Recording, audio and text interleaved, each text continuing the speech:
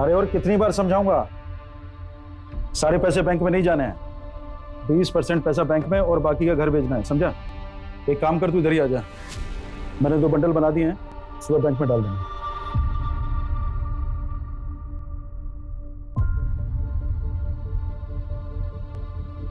Sir, खाने का कुछ ऑर्डर है आपका?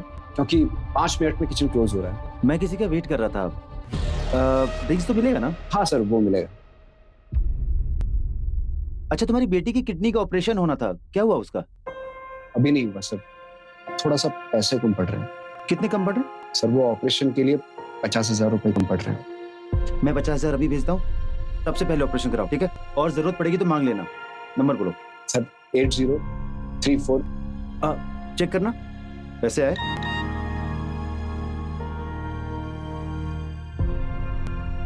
Thank you sir. अरे बस बस बस, ठीक है चलो।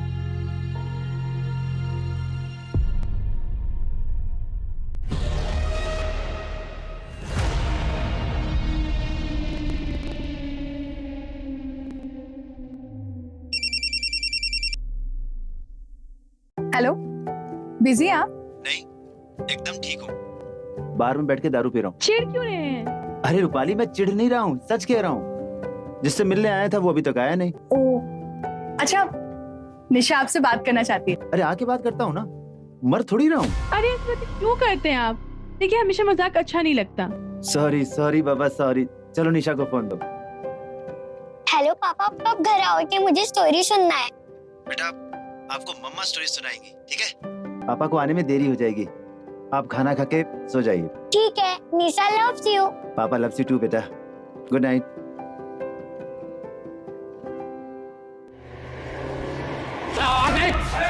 आवाज नहीं क्या रे? तेरे को समझाया तो तेरे को समझ में नहीं आया? पहचाना मेरे को? शेखर नागरे। फोन किया तो समझ में नहीं आया ना? हाँ? किधर पैसे की थैली निकाल, पैसे की थैली निकाल, चल थैली निकाल, जल्दी जल्दी जल्दी। दूसरी थैली भी निकाल, दूसरी थैली भी निकाल, जल्दी निकाल।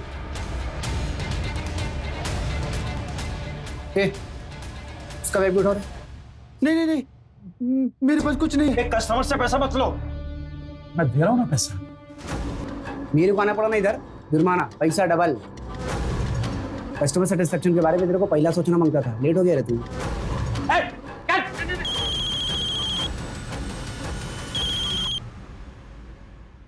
8 वाजता यायला सांगितलंय ना, 11:30 बज गए हैं, अब अभी तक नहीं आए, कहाँ रह गए? डॉक्टर ने बोला है ना, वक्त पे दवाई खाने के लिए, आप जल्दी आइए। बोल क्यों नहीं रहे? मैं आ रहा हूँ।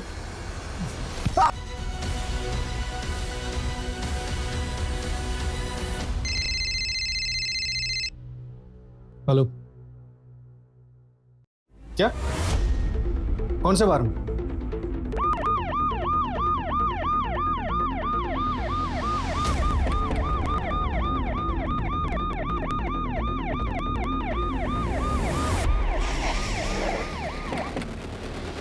सर, मैंने फोन किया था। सर, मैं दारू लेने आया था तो अंदर से चिल्लाने की आवाज आ रही थी, जैसे कोई किसको जान से मारने की कोशिश कर रहा है। क्या?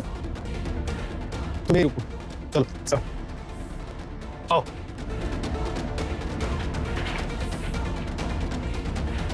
चाकू नीचे फेंको, चाकू नीचे फेंको।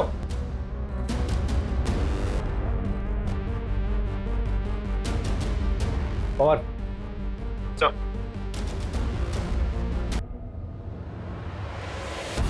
क्या नाम है आपका? कहाँ रहते हो? अरे क्या नाम है? बैठो, बैठ जाओ।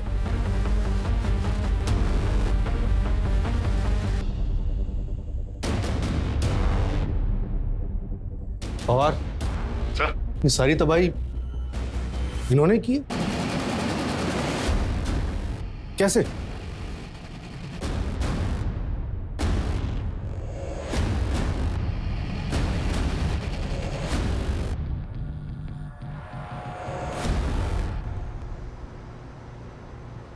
ओहो, फोन में बैटरी नहीं है।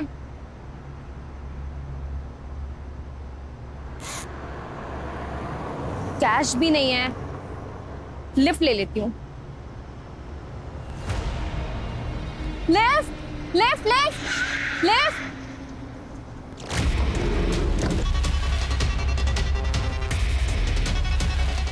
नहीं नहीं,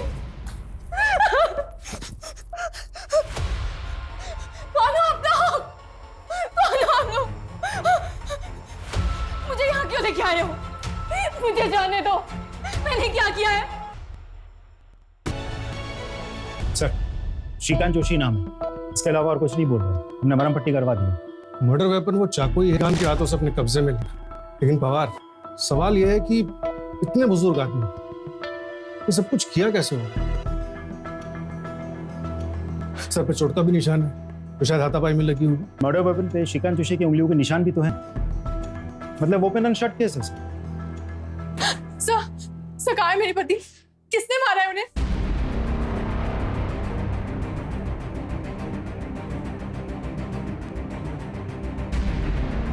क्या आप बता सकते हैं कि आपके पति उस बार में इतने पैसों के साथ क्या कर रहे थे? सर वो किसी से बिजनेस इन्वेस्टमेंट के लिए मीटिंग करने गए थे, पर किसने मारा है उन्हें और आप लोग पकड़ क्यों नहीं रहे उन्हें? देखिए, फिलहाल हमारी कस्टडी में एक सस्पेक्ट है, लेकिन इन्वेस्टिगेशन के बाद ही हम बता सकते हैं कि वो इस सब में शामिल है। थोड़े बुजुर्ग हैं, लेकिन उनके हाथ में मर्डर वेपन था। सर बुजुर्ग है? सर उसी ने मारा होगा विवेक को, क्योंकि विवेक को किसी बुजुर्ग ने कॉल किया था, लड़ाई भी होनी थी विवेक से उसकी।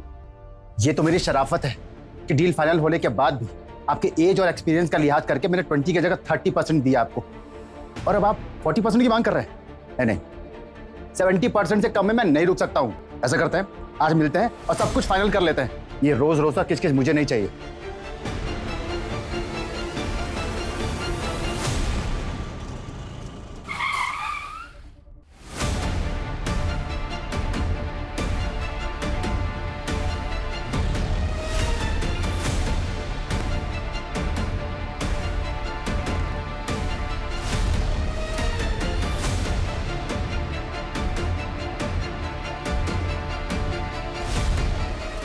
सर, फिलहाल सर्कमस्टेंशियल एविडेंस तो श्रीकांत जोशी के खिलाफ है। मर्डर वेपन पे उंगलियों के निशान भी है, और अब तो विक्टिम की वाइफ भी डायरेक्ट एलिगेशन लगा रही है। ठीक है, मजिस्ट्रेट कोर्ट में पेशी करो और पुलिस कस्टडी के लिए रिक्वेस्ट करो। सर, साहब, मेरे पति श्रीकांत उन्हें यहाँ क्यों लाए हैं? एक बार में मर्डर हुआ, उनके हाथ में मर्डर वेपन मिला है, प्राइम सस्पेक्ट है मोहम्मद। साहब, आप लोग कुछ भी बोल रहे हैं। उनकी उम्र तो देखो। आपको कुछ गलतफहमी हुई है। वो किसी को मार नहीं सकते, किसी को बुरा नहीं जा सकते। साहब, मुझे मेरे पति को मिलना है।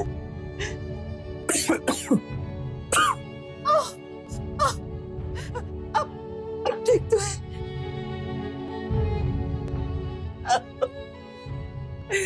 ये क्या हो गया? अब चिंता मत करिए, मैं हूं ना। मैं अभी इस वकील के पास जाती हूँ। तुमने कुछ खाया? दवा टाइम पे ले लें।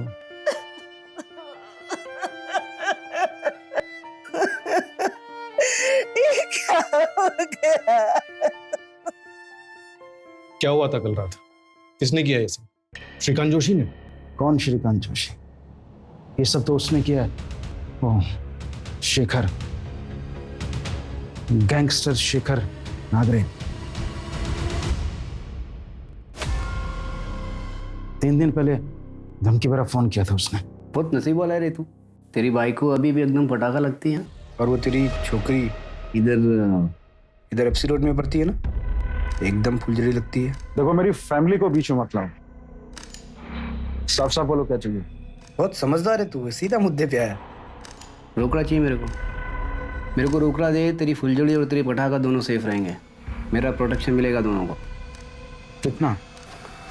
2 बेटे। 2 पेटी? अबे एड़े, 2 बेटी मतलब तुम 3 लोग हैं ना, तो 2 2 2 6 हुआ।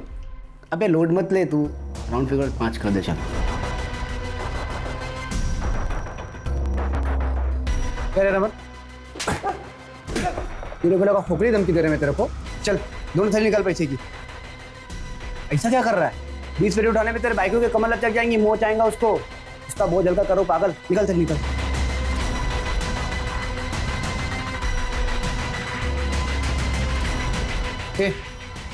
उसका बैग भी उठाओ। कस्टमर हो मेरा, उसे मार दे। इधर भाग रहा है। मत भैया, उसे मत मारो भैया। मुझे बचा लो अंकल, मेरी बीवी है, मेरी बेटी है। मैं निकालता हूँ।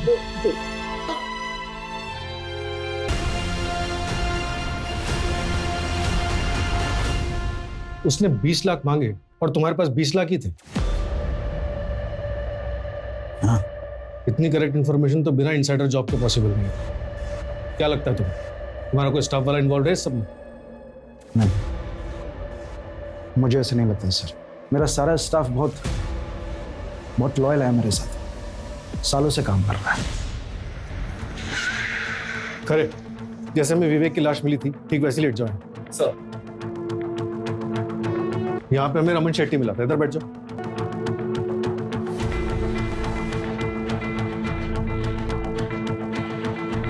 रमन शेट्टी का लाइन ऑफ विजन क्लियर नहीं है, वो नहीं देख पाया होगा क्या हुआ।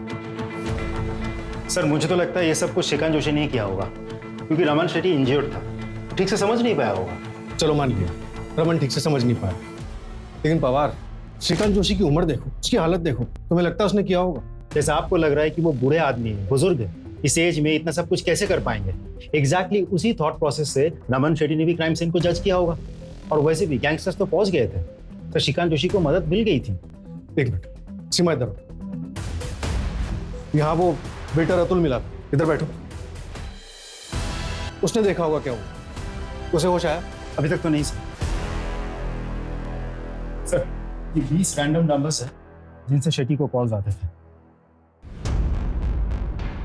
एक और बात सर, बार के बाहर जो सीसीटीवी कैमरा है, उस कैमरे के फुटेज में ये गाड़ी तैर रही है सर। ये गाड़ी तो मिल नहीं पाएगी, जाहिर सी बात है, नंबर फेक होगा। राइट सर, नंबर फेक है। तो फिर ये नंबर ट्रैक करो, पता करो कि गैंगस्टर कौन से नंबर से कॉल करते हैं। जी सर। और सर, श्रीकांत जोशी का क्या करना है? रमन शेट्टी का कहना है कि गैंगस्टर्स आए थे, और विक्टिम की वाइफ का भी कहना सही है कि आखिर विवेक को ही जान से क्यों मारा, वो भी मल्टीपल स्टैप। रूपाली का कहना है कि विवेक का किसी बुजुर्ग आदमी के साथ झगड़ा हुआ, तो इन कुछ फिट नहीं बैठ रहा। खैर, एफआईआर हुई है तो प्रोसीजर फॉलो करते हैं सब। शुरुआत करते हैं इन नंबर से और गाड़ी को ट्रैक करने से। और बवार, वो श्रीकांत जोशी को चाय वानी पूछते रहना सर। आप लोगों से गलती हुई है, माझा नवरा असं नाही करू शकत, वो इस हालत में है ही नहीं। देखिए प्रभा जी, हमने आपको कल भी समझाया था। सर, मैं उनकी मेडिकल फाइल लेके आई हूँ, वो मेंटली ठीक नहीं है, उनके ट्रीटमेंट शुरू है। सर, वो खुद दवाई पे जिंदा है तो दूसरे को कैसे मार सकते हैं? वो बहुत कमजोर है, खड़े खड़े गिर जाते हैं और हड्डियां टूट जाती है। वो एक चिट्ठी को नहीं मार सकते हैं, इंसान को कैसे मार सकते हैं? देख लीजिए ना, उनकी फाइल देख लीजिए। सर, माझ्या नवऱ्याने काही नाही हो केलंय, खरंच सांगते काही नाही केलं त्यांनी। माझ्या नवऱ्यासाठी जेवण और दवाई लेके आई हूँ, प्लीज देने दीजिए उनको। अच्छा शांत हो जाइए। सीमा, मेरा मिलवा दो।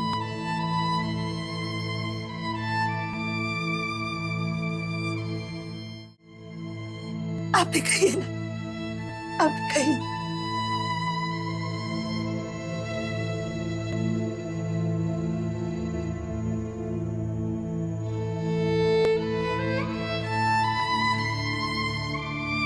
आप कहिए।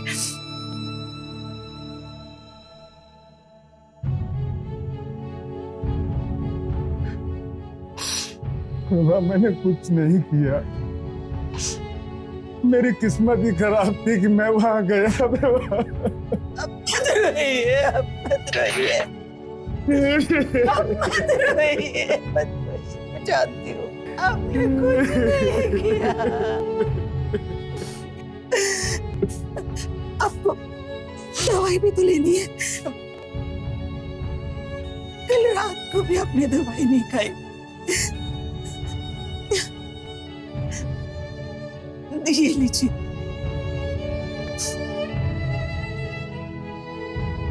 दवाई लीजिए।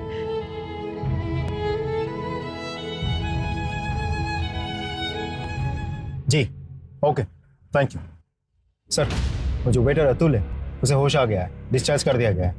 रमन शेट्टी को अपने लोगों पे बहुत भरोसा है, लेकिन पैसों के लिए बेटा भी बाप का खून कर सकता है।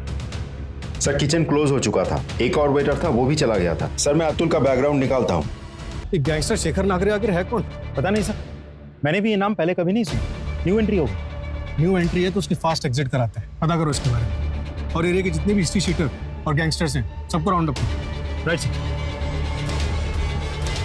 चल बता कैसे प्लान किया ये सब? पूरे स्टाफ में एक तू ही है जिसे सबसे ज्यादा पैसों की जरूरत थी।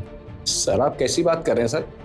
ये बात सच है कि मुझे मेरी बेटी के ऑपरेशन के लिए पैसे की जरूरत थी। शेट्टी सर ने मेरी कुछ मदद कर दी थी। 50,000 की और जरूरत थी तो विवेक सर ने मेरे अकाउंट में उस रात डाल दिए थे। आप हो सके तो मेरे अकाउंट में चेक कर लीजिए सर, मैं सच बोल रहा हूँ सर। तो फिर एक सच और बता, क्या हुआ था उस रात? क्या वो बुजुर्ग आदमी श्रीकांत जोशी ने विवेक को चाकू मारा था? बुजुर्ग आदमी? हाँ सर, एक कस्टमर था सर। सर उसको तो खुद गैंगस्टर लोगों ने पीट दिया था।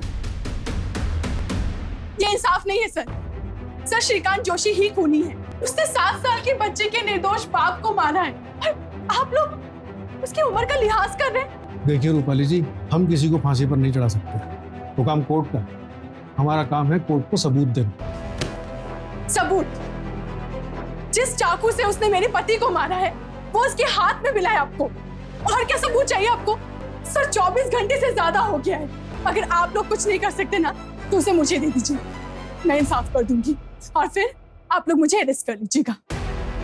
देखिए हम आपकी सिचुएशन समझ रहे हैं। नहीं सर, आप नहीं समझ रहे हैं।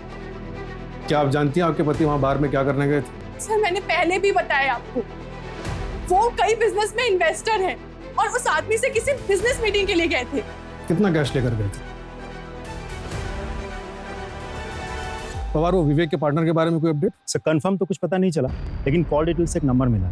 मिक्की सिंह का है, दिल्ली से, और हमारी इंफॉर्मेशन के मुताबिक इस मिक्की सिंह की एज है अराउंड 67 ईयर्स, और उन्हें बहुत अच्छे से पता था कि विवेक कैश लेके उनसे मिलने आ रहे हैं, वो भी पूरे 15 लाख, जैसे कि रूपाली ने बताया था।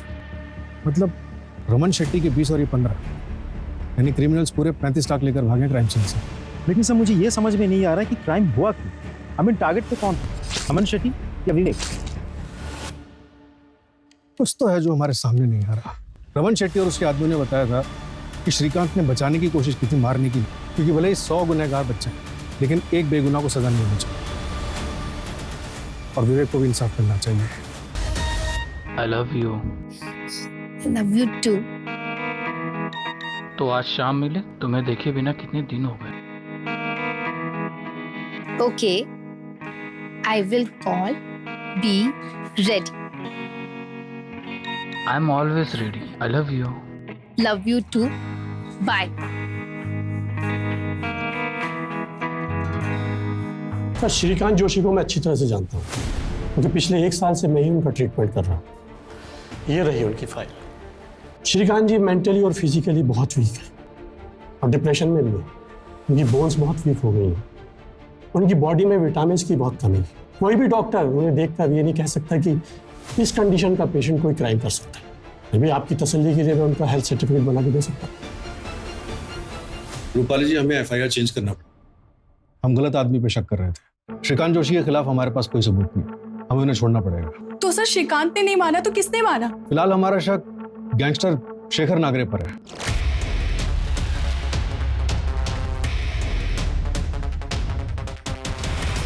और वो ओल्ड मैन जिससे मेरे पति बिजनेस के लिए मिलने गए थे? वो कोई मिक्की सिंह है, दिल्ली का रहने वाला है। हमने दिल्ली पुलिस से कांटेक्ट किया उसको ट्रैक करने के लिए। मतलब मेरे पति को किसने मारा है इसका सीधा जवाब आपके पास नहीं है? सर 29 साल की उम्र में मैं विधवा हो गई हूँ। मेरी 7 साल की बच्ची के सर पर से पिता का साया उठ गया है, और आप लोग हैं कि इंसाफ नहीं दिला पा रहे मुझे। देखिए रूपाली जी, हम इन्वेस्टिगेट कर रहे हैं, हमने विवेक के बारे में भी पता किया और हमें ऐसा कुछ भी नहीं मिला जिससे ये लगे कि उसे टारगेट क्यों किया गया। ठीक है सर, मैं आपसे फिर से पूछती हूँ, आप जवाब दीजिए। सिर्फ मेरे पति क्यों मारे गए? और उन पर एक बार नहीं 7 बार वार हुआ है, क्यों? कोई जवाब है आपके पास? साइन करिए।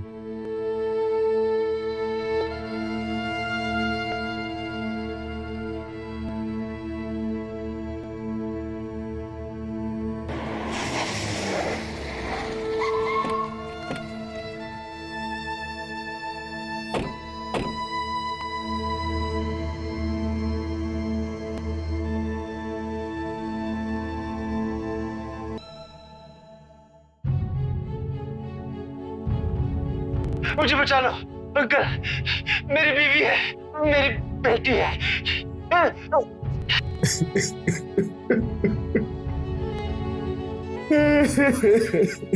और लुई, जो कुछ हुआ उसमें आपकी कोई गलती नहीं है। काश सही समय पे सही कदम उठाया होता तो वह जिंदा। वे देवा।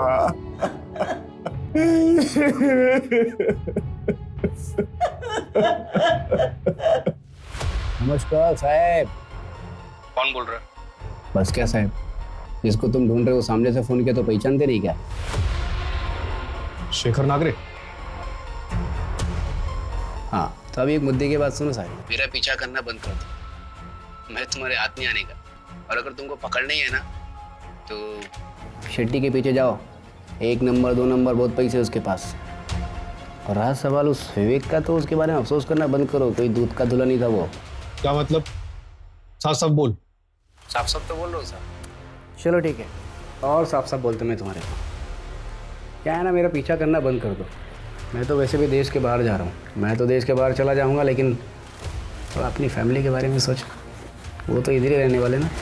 ए शेखर, क्या जो कुछ भी नाम है तेरा, मरना है तेरे को, डर नहीं लगता? हाँ, तेरी फैमिली की तरफ आंख उठा के भी देखा ना तो उधर ही ठोक डालूंगा तुझे। तेरी लाश भी नहीं मिलेगी तेरी फैमिली को। अपना यूएसपी तो यही है ना साहब, अपने कोई फैमिली नहीं है। और वैसे भी फैमिली ना कमजोरी होती है, पर तुम अपनी फैमिली के बारे में सोचना। हाँ, सब पता नहीं दिलेर है या बेवकूफ। बेवकूफ है, दिलेर होता तो हमारी जगह पर होता। नंबर ट्रैक पे डालो उसको। सर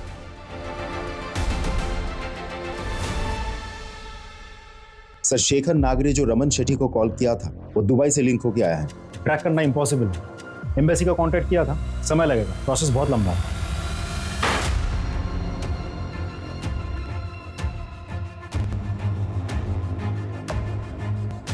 कदम सर, ये विवेक आप्टे मर्डर केस की फाइल है, इसे बाकी के कोल्ड केसेस के फाइल के साथ रख दो। Cold case? हाँ, क्या कर सकते हैं जब तक गैंगस्टर शेखर नागरे पकड़ा नहीं जाता। Sir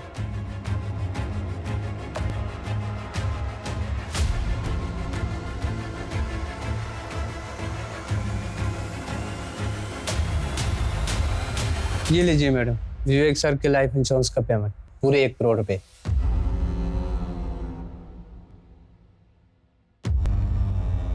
thank you.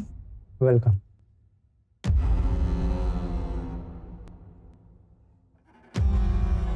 Hello, next week Mumbai shift होना है जी, पैकर से चाहिए। हाँ, आप कोटेशन भेज दीजिए। मम्मा, हम मुंबई क्यों जा रहे हैं?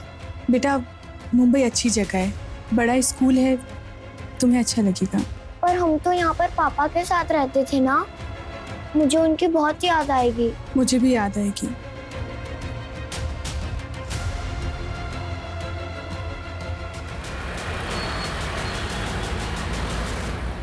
सर, 6 महीने पहले विवेक अपने मर्डर केस याद है आपको, जो रमन शेट्टी बार एंड रेस्टोरेंट में हुआ था? कैसे बोल सकता हूँ, मेरे करियर का इकलौता अनसॉल्व केस है वो। लेकिन सर, वो दूसरे शहर में शिफ्ट हो गए जहां से एग्जैक्टली वो बिलोंग करते थे। कौन सा शहर? सर, मैंने नागपुर में पता किया है तो सबके बीच कनेक्शन मिला है।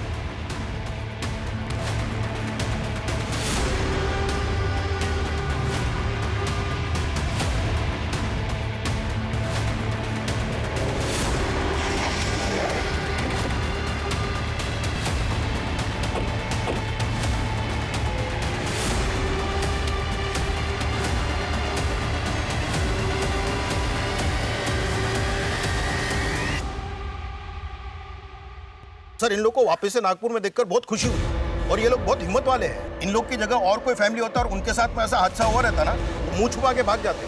नागपुर में कभी नहीं आते वापस आप। हादसा?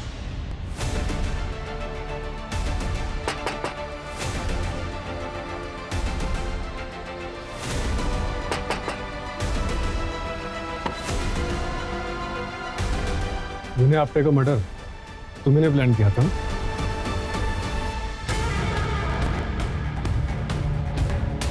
अटरे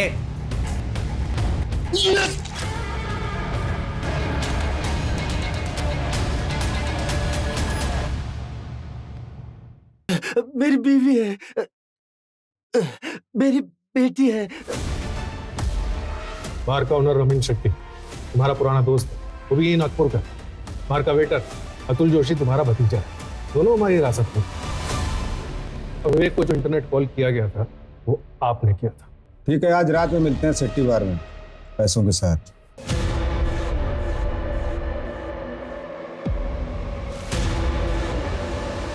और ये सब आपने अपनी बेटी कविता के लिए किया?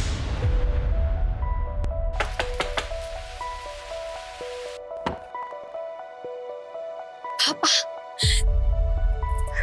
बेटा कहाँ थी अभी तक है? और ये सब क्या है? तो बेटा ये चोट कैसी लगी? ये कुछ नहीं है पापा, मैंने शादी कर ली पापा। अरे कब की और किससे की बेटा? मैं जल्दी आपको उनसे मिलवाऊंगी पापा। माँ, कविता, कहाँ थी इतनी दिन? क्या कर रही थी? शादी कर ली तूने?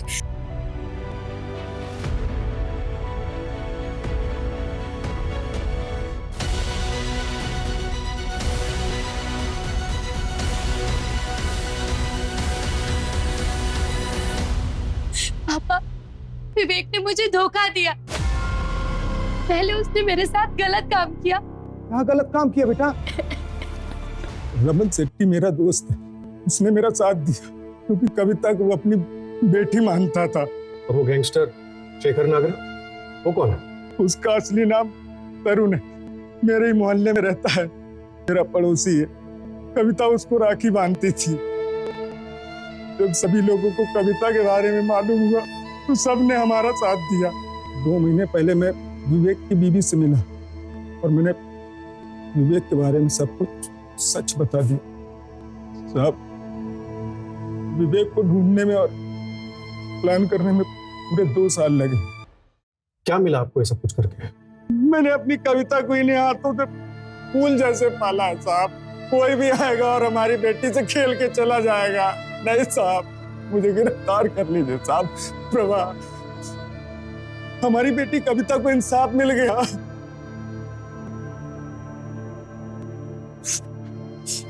बेटा कविता, मैंने तेरे गुनाहगारों को सजा दे दी, अब तो तू खुश है ना?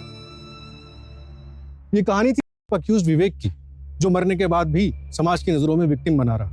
ये कहानी थी विक्टिम कविता की, जिसने ना सिर्फ अपने बलात्कारी को माफ किया बल्कि आंख मूंदकर दोबारा ऐसा फैसला लिया जिसके चलते उसे अपनी जान गंवानी पड़ी। कविता या उस जैसी बाकी लड़कियों के साथ जो हुआ उसे बदला नहीं जा सकता, लेकिन हमने उन्हें इंसाफ दिलाने की मुहिम शुरू कर दी। विवेक और उसके साथी कविता या उससे पहले किसी भी लड़की ने अगर विवेक और उसके गिरोह के बारे में पुलिस को बताया होता तो शायद इन क्राइम्स को होने से पहले बचाया जा सकता था। फिलहाल पुलिस विवेक के तीनों साथियों को ढूंढ रही है और तरुण उर्फ शेखर ने जिन 3 लड़कों को हायर किया था रॉबरी के लिए, उन्हें अरेस्ट कर लिया गया है।